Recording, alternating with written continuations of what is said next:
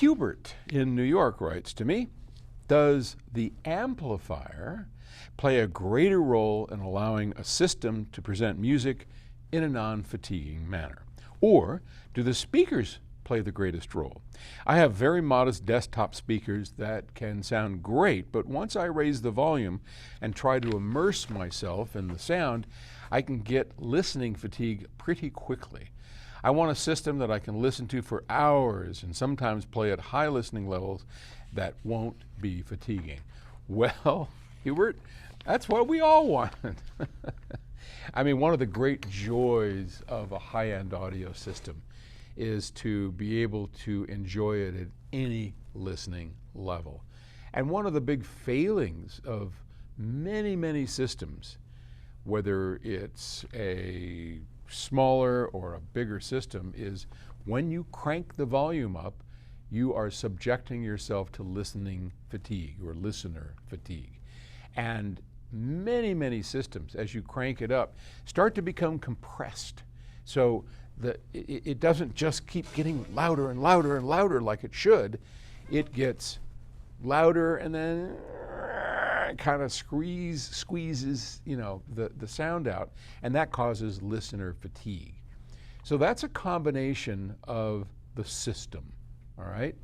And it is absolutely a combination of power amplifier and loudspeaker. Mostly the loudspeaker, but that's hard. I mean, how do you weight the two? There are so many, I would say the vast majority of power amplifiers on the market today are incapable of generating full dynamics to the ear that do not compress.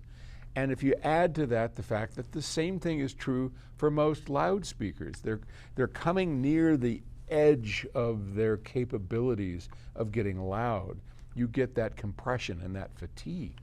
And that's kind of what you don't want. So in your case, you've got a small system. If you were to get a pair of our FR5s, they're little bookshelf speakers, you would find that those suckers play quite loud without any compression.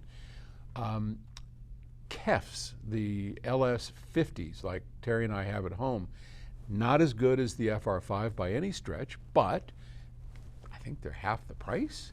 So you might look into those. They have that single driver and they're pretty good. They can play pretty loud. The other thing you might consider too is adding a subwoofer. So to small systems, most people don't think about subs. When you have a small system, a desktop system, you're close enough to it where bass isn't really a problem.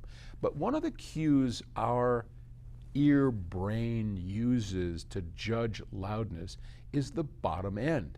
And this has to do with the Fletcher-Munson curve, which is as when the volume is low, the bass is rolled off, which is why we used to have loudness controls, and a whole slew of things. But we subconsciously hear the bottom end, and when it's strong and you crank it up like, you don't turn it up quite as loud. You don't have to, because it's got really decent bass. So by adding either a pair of speakers that have really great bass, like our Aspen FR5s, which go down to 30-something hertz, which is out there, if you will, or augmenting your desktop system with a small sub.